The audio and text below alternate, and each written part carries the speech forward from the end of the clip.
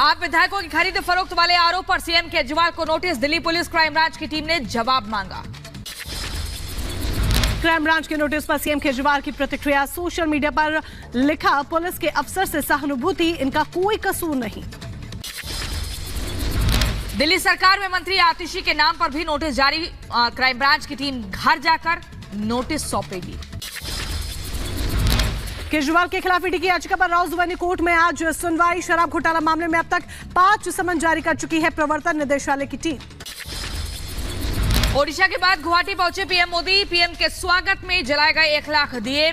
आज असम को 11,000 करोड़ की सौगात देंगे पीएम नरेंद्र मोदी। आज असम दौरे पर रहेंगे प्रधानमंत्री नरेंद्र मोदी, राज्य को 11 करोड़ के विकास परियोजनाओं की देंगे सौगात। असम के खानपाड़ा में पीएम मोदी करेंगे जनसभा, हजारों की संख्या में लोगों के पहुंचने की संभावना। प्रधानमंत्री मोदी ने ओडिशा को दी विकास परियोजनाओं की सौगात, कांग्रेस पर बोला हमला, कहा 2014 से पहले सिर्फ घोटालों की होती थी चर्चा। आज आदिवासियों के कल्याण पर सरकार का फोकस, हर क्षेत्र में हो रहा चौमुखी विकास। महाराष्ट्र सरकार में मंत्री और ओबीसी नेता छगन भुजबल का बड़ा बयान, कहा मैंने नवंबर में मंत्री पद से इस्तीफा दिया था, मरते दम तक ओबीसी के लिए लड़ूंगा। पंजाब के पूर्व मुख्यमंत्री चरणजीत सिंह चन्नी का बड़ा आरोप, कहा मोरिंडा में पुलिस ने घर में किया है नजरबंद। झारखंड पहुंची है कांग्रेस की न्याय यात्रा, देवघर में कांग्रेस नेता राहुल गांधी का भारी विरोध, राहुल के सामने लोगों ने जमकर जय श्री राम और मोदी मोदी के नारे लगाए। सीएम योगी आदित्यनाथ आज कुशीनगर के दौरे पर रहने वाले हैं, डीएम और एसपी ने तैयारियों को लेकर जायजा लिया। यूपी के डिप्टी सीएम दिनेश शर्मा का मुजफ्फरनगर का दौरा, लोकसभा चुनाव की तैयारियों को लेकर कार्यकर्ताओं के साथ बैठक की पूर्व मुख्यमंत्री दिनेश शर्मा। हरियाणा के रेवाड़ी में बोले राज्य मंत्री ओम प्रकाश यादव, कहा मोदी लहर में पूर्ण बहुमत से बनेगी सरकार। ज्ञानवापी पर कोर्ट के फैसले पर अखिलेश यादव का बयान, कहा संविधान का उल्लंघन किया जा रहा। बीजेपी के लोग सब अधिकार छीन रहे हैं, अधिकारों को छीनने का काम कर रहे हैं। बीजेपी के लोग एक एक कर करके संविधान को खत्म करना चाहते हैं। ज्ञानवापी पर सोमवार को सुप्रीम कोर्ट में सुनवाई, वजूखाने में एसआई सर्वे की मांग वाली याचिका पर होनी है बहस। उत्तराखंड में जल्द लागू होगा समान नागरिक संहिता कानून, 6 फरवरी को धामी कैबिनेट की बड़ी बैठक होगी। 6 फरवरी को ही धामी सरकार पेश कर सकती है यूनिफॉर्म सिविल कोड का विधेयक।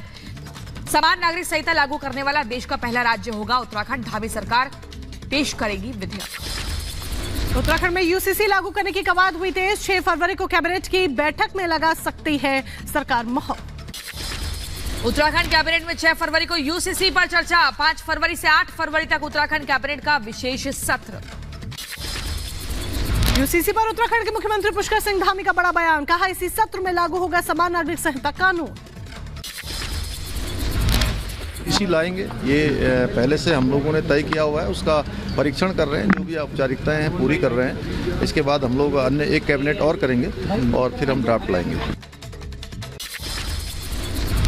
उत्तराखंड में सरकार में मंत्री सतपाल महाराज का यूसीसी पर बयान, कहा कानून लागू करने के लिए मुख्यमंत्री का धन्यवाद।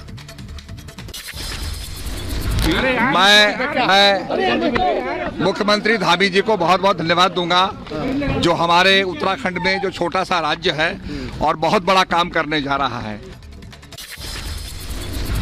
लालकृष्ण आडवाणी को भारत रत्न सम्मान का ऐलान, आडवाणी ने पत्र लिखकर सम्मान के लिए जताया आभार। राजनाथ सिंह, अमित शाह, सीएम योगी आदित्यनाथ और गडकरी समेत कई नेताओं ने दी शुभकामनाएं। लालकृष्ण आडवाणी को भारत रत्न पर पीएम मोदी ने बधाई दी और कहा अटल आडवाणी ने भारत के लोकतंत्र को बनाया है समावेशी। आडवाणी जी का देश के लिए योगदान अतुलनीय है, आडवाणी जी को दीर्घायु होने की कामना। बीजेपी नेता मुरली मनोहर जोशी ने लालकृष्ण आडवाणी से मुलाकात की, भारत रत्न दिए जाने की घोषणा पर उन्हें बधाई दी। उनके सम्मान से हमें व्यक्तिगत तौर पर और देश के लाखों करोड़ों लोगों को इससे बहुत आनंद हुआ है। लालकृष्ण आडवाणी को भारत रत्न दिए जाने की घोषणा पर त्रिपुरा के सीएम मानिक साहा का बयान, कहा उन्हें इस सम्मान के लिए अभिनंदन। मौलाना तौकीर रजा ने आडवाणी जी को भारत रत्न दिए जाने का किया विरोध, कहा देश को बांटने का किया जा रहा है काम। हिंदुस्तान में बंटवारे की राजनीति की, लोगों को नाराज करने और नफरतें फैलाने की राजनीति की, उनको अगर भारत रत्न दिया जाता है तो ये भारत रत्न का अपमान है। सोशल मीडिया प्लेटफॉर्म एक्स पर सबसे लोकप्रिय मुख्यमंत्री बने हैं योगी आदित्यनाथ। फॉलोअर्स की संख्या बढ़कर हुई 27.4 मिलियन। अखिलेश यादव से फॉलोअर्स के मामले में सीएम योगी बहुत आगे हैं। पुणे विश्वविद्यालय में एबीवीपी सदस्यों और छात्रों के बीच में हुई जमकर हाथापाई। रामलीला के मंचन के दौरान हुआ हंगामा, तोड़फोड़ भी हुई। छत्तीसगढ़ के नायरपुर में गोमागल गांव के पास पुलिस और नक्सलियों में मुठभेड़ हुई। 2 नक्सलियों के शव बरामद हुए। जारी है इलाके में सर्च ऑपरेशन। महाराष्ट्र के थाने में फायरिंग मामले में आरोपी विधायक गणपत गायकवाड़ समेत 3 आरोपियों को 11 दिन की पुलिस रिमांड। कोर्ट ने 14 फरवरी तक आरोपियों को रिमांड में भेजा। यूपी के हमीरपुर में ट्रक ने स्कूटी सवार 3 लोगों को कुचला है। एक की मौत हुई। गंभीर हालत में 2 लोगों को अस्पताल में भर्ती कराया। उत्तर प्रदेश के रायबरेली में ट्रेन से कटकर युवक की मौत। रेलवे क्रॉसिंग पर रील्स बनाने के चक्कर में हुआ हादसा। यूपी के बहराइच में गन्ने से लदा ट्रक पलटा है। ट्रक के नीचे दबी ऑटो और बाइक। उत्तर प्रदेश के बदायूं में सड़क हादसे में बाइक सवार की मौत हुई। अज्ञात वाहन की टक्कर से यह हादसा हुआ। यूपी के बुलंदशहर में ट्रक ने बाइक सवार दंपत्ति को रौंदा। महिला की मौके पर मौत हुई। पश्चिम बंगाल के मालदा में हुआ हादसा। सीमेंट गोदाम में लगी आग। दमकल विभाग ने कड़ी मशक्कत के बाद आग पर पाया काबू। यूपी की राजधानी लखनऊ में हुआ हादसा। रजा बाजार चौक में 3 मंजिला इमारत में आग लगी। फिलहाल किसी के भी हताहत होने की कोई खबर नहीं। हिमाचल के सोलन में भीषण अग्निकांड। अब तक 4 लोगों के शव बरामद हुए। 5 लोग अभी भी लापता। रेस्क्यू ऑपरेशन जारी। परफ्यूम फैक्ट्री में लगी थी भीषण आग।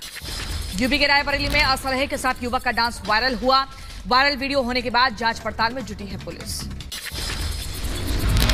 छत्तीसगढ़ के दंतेवाड़ा में शहीद हुआ यूपी का जवान। आईडी विस्फोट में हुआ था जख्मी। साइबर अपराध को कम करने के लिए सूरत पुलिस की बड़ी पहल। पुलिसकर्मियों को प्रशिक्षित करने के लिए एआई तकनीक का इस्तेमाल किया जाएगा। पंजाब के जालंधर में पुलिस ने बड़ी कार्रवाई को अंजाम दिया। 650 ग्राम हेरोइन जब्त की। टीम ने 3 आरोपियों को भी गिरफ्तार किया। कर्नाटक के मैसूर का मामला। एक गांव में रहने वाली महिला का आरोप है पति ने पिछले 13 साल से घर में बंद रखा था।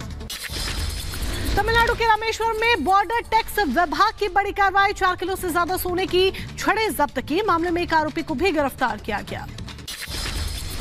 मध्य प्रदेश के द्वारकापुरी क्षेत्र में मिला है हैंड ग्रेनेड। सूचना के बाद मौके पर पहुंचकर बम डिस्पोजल यूनिट ने हैंड ग्रेनेड को नष्ट किया। मामले में जांच जारी है। झांसी में दबंगों के हौसले बुलंद। बदमाशों ने की एक ही परिवार के 4 लोगों की पिटाई। पीड़ित पक्ष ने न्याय की लगाई गुहार।